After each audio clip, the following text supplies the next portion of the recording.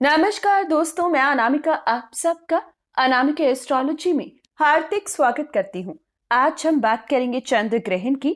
जानेंगे pregnant ladies को इस ग्रहण पर कौन सी विशेष सावधानी बरतनी होगी, क्योंकि इस बार का ग्रहण शरद पूर्णिमा की रात्रि लगेगा। जानेंगे कौन सी स्पेशल चीजें हैं जो ग्रहण से पहले करनी है, ग्रहण के दौरान करनी है और ग्रहण के बाद करनी है। बहुत ही इजी लैंग्वेज में, सरल भाषा में आपको समझाने वाली हूँ। पूरी जानकारी देखिए और लाभ उठाएं। आगे बढ़ने से पहले निवेदन है, वीडियो को लाइक जरूर करें और कोई कंफ्यूजन हो तो आप अर्जेंट अपॉइंटमेंट लेकर मुझसे बात कर सकते हैं। उसके लिए व्हाट्सएप नंबर वीडियो की स्टार्टिंग में दिया है। हम बात कर रहे हैं चंद्र ग्रहण 2023 की। साल का पहला चंद्र ग्रहण 28 और 29 की मध्य रात्रि लगेगा, जिस समय में गर्भवती महिलाओं को कुछ चीजों का ख्याल रखना है, क्योंकि दोस्तों जब चंद्रमा पर या सूर्य पर ग्रहण लगता है, ये नकारात्मक ऊर्जा शिशु या आप यानी कि गर्भवती महिला नहीं संभाल पाते। इससे नकारात्मक ऊर्जा आपके बच्चे को हानि पहुंचाती है। इसलिए कुछ विशेष सावधानियां आपको बरतनी जरूरी है, क्योंकि दोस्तों कुछ चीजें फिजिकली आपको आपके बच्चे में शायद ना दिखे, लेकिन कुंडली में उसके ऐसा दोष बन सकता है जिसकी वजह से पूरा जीवन उसका संघर्ष में बीते। इसलिए विशेष सावधानियां जरूर बरतिएगा। पहले 3 जनरल पॉइंट। नंगी आंखों से आपको ग्रहण नहीं देखना है, घर से बाहर नहीं निकलना है। ग्रहण शुरू होने से पहले अब आपको ये सावधानियां बरतनी है। ग्रहण से पहले ही घर के पर्दे आपको ढक देने हैं, साथ ही मंदिर के कपाट बंद कर देने हैं। आप घर के मंदिर के कपाट दोपहर 4:05 28 तारीख से ही बंद कर दें, क्योंकि तब से ही सूतक काल शुरू हो जाएगा। साथ ही सभी पहले बनी हुई वस्तुएं, खास तौर पर उनमें तुलसा जी के पत्ते दोपहर 4 बजे से पहले ही डाल दें, जबकि रात्रि में ग्रहण लगेगा, लेकिन सूतक काल से पहले ही आपको सभी खाने की सामग्री जो पहले से बनी है उनमें तुलसा जी के पत्ते डाल देने हैं। साथ ही आटा, चीनी, तेल, घी, साथ ही साथ घर में दूध पड़ा है तो आपको उसमें भी 4 बजे से पहले तुलसा जी के पत्ते जरूर डाल देने हैं। अगर 4 बजे से पहले मिस हो जाता है तो आप कम से कम ग्रहण से पहले जो लगभग रात्रि 1 बजे के आसपास लगेगा, तुलसा जी के पत्ते पदार्थों में जरूर डालें। साथ ही साथ घर से रामायण, सुंदरकांड की पुस्तकें अगर मंदिर में है तो निकालकर पहले ही आपको बाहर रख लेनी है। अब आपको ग्रहण से पहले स्नान करना है। अगर शरीर अलाउ नहीं करता है, ठंड है, अब स्नान रात्रि में नहीं कर सकती है, तो कम से कम गंगा जल के छींटे अपने ऊपर ग्रहण से पहले यानी कि रात्रि 1:05 से पहले आपको जरूर डालने हैं। अब वो सावधानियां जो ग्रहण के दौरान आपको बरतनी होगी। दोस्तों ये ग्रहण लगभग आपके लिए 1:05 रात्रि में शुरू होगा और रात्रि 2:22 पर समाप्त होगा। ज्यादा लंबा समय नहीं है, ये लगभग 1 घंटा 25 मिनट का जो ये समय है, इस समय में आपको सबसे पहली सावधानी कुछ भी खाना या पीना नहीं है।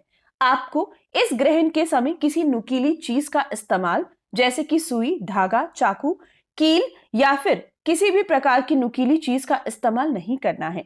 अपने पेट पर खुजली ग्रहण के दौरान आपको नहीं करनी है। आप हाथ फेर सकते हो अगर जरूरत हो, लेकिन पेट पर खुजली नहीं करनी है। आपको ताले और चाबी का इस्तेमाल ग्रहण के दौरान नहीं करना है। किसी भी लॉक को लॉक करना, अनलॉक करना, किसी अलमारी को लॉक करना, ये सब ग्रहण के दौरान लगभग ये 1.5 घंटा या 1:25 तक का समय आपको नहीं करना है। आपको ग्रहण के दौरान एक्सरसाइज या व्यायाम नहीं करना है। ग्रहण के दौरान संभोग करना पूरी तरीके से वर्जित रहेगा। ग्रहण के दौरान सोना नहीं है। लैपटॉप, मोबाइल ग्रहण के दौरान देखना आपकी आंखों को कमजोर कर सकता है। ये सब चीजें आपको प्रेगनेंसी के बाद पता लगेंगी, इसलिए ध्यान दीजिएगा। साथ ही बुक रीडिंग भी आपके लिए वर्जित रहेगा। रामायण या सुंदरकांड का पाठ करना जरूरी है, लेकिन आप किसी से सुन सकते हो। आपके पार्टनर को कह सकते हो कि वो आपको सुंदरकांड या रामायण का पाठ सुनाए, लेकिन खुद पढ़ना आपके लिए उतना सेफ नहीं है।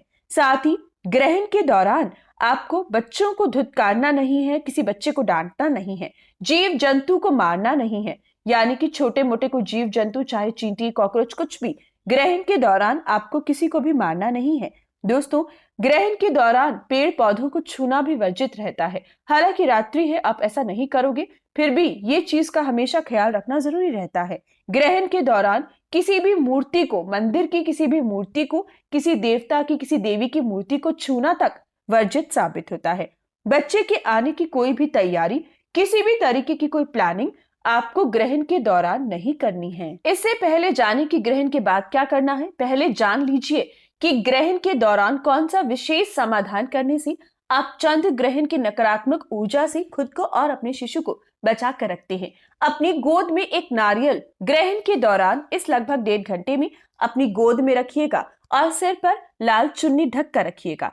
आपको गोद में नारियल रखना है और आपने किसी से भी, अपने पार्टनर से या कोई भी जो घर में है, उसे रामायण या सुंदरकांड का पाठ सुनते रहना है। ग्रहण समाप्त होने के बाद क्या करना है, ग्रहण समाप्त होने के बाद अगर आप स्नान कर सकते हैं तो स्नान कर लीजिए, नहीं कर सकते हो तो कम से कम हाथ मुंह धोकर गंगा जल के छींटे अपने ऊपर जरूर डालिएगा। ग्रहण के बाद विशेषकर पूरे घर में गंगा जल का छिड़काव करना बहुत जरूरी है। रात्रि में नहीं कर सकते हो तो कम से कम सुबह उठकर पूरे घर में गंगा जल का छिड़काव जरूर कीजिएगा। घर के मंदिर के कपाट सुबह उठकर सबसे पहले खोलिएगा और घर के मंदिर की साफ सफाई कर गंगा जल का छिड़काव कर फिर आपको धूप बाती स्नान करने के बाद घर में जरूर करनी है। चूल्हे पर यानी कि गैस पर सुबह उठकर सबसे पहले आपको दूध उबालना है और उसके बाद आप अपना ब्रेकफास्ट बना सकते हैं। साथ ही साथ दोस्तों, ग्रहण के दौरान विशेषकर आपको कुछ वस्तुओं का दान करना रहता है। हालांकि रात्रि में आप नहीं कर सकते हो, लेकिन निकाल कर रख सकते हो। आप गर्भवती हैं तो खास तौर पर अपने पुराने कपड़े, साथ ही साथ कुछ दक्षिणा गरीबों के लिए ग्रहण के दौरान निकाल कर रखिएगा और ग्रहण समाप्त होने के बाद अगले दिन सुबह आप इन वस्तुओं का, इन चीजों का, जो आपके कपड़े या आपके धनराशि आपने निकाली है, आप उसका दान कर सकते हो। साथ ही जो ग्रहण के समय आपने अपनी गोद में नारियल रखा था, आपको उसको भी ग्रहण समाप्त होने के बाद अगले दिन जल प्रवाह करना है। अगर आपकी जन्म कुंडली में पंचमेश बहुत कमजोर है, अगर आपकी जन्म कुंडली में संतान भाव कमजोर है, तो ग्रहण के दौरान कुछ विशेष सावधानियां और ऐसी हैं जो बरतनी जरूरी रहती हैं। उसके लिए आपको कुंडली का विश्लेषण करवाना होगा। कुंडली विश्लेषण के लिए अर्जेंट अपॉइंटमेंट का स्लॉट आप ले सकते हैं। आपके लिए वीडियो की स्टार्टिंग में नंबर दिया है, चेक करें, इंक्वायरी करें, अपॉइंटमेंट फिक्स करें और आप मुझसे बात कर सकते हैं। तो ये थी कुछ विशेष जानकारियां। हर अच्छी बुरी खबर के लिए जय श्री राम जरूर लिखें, लाइक और शेयर करें। धन्यवाद।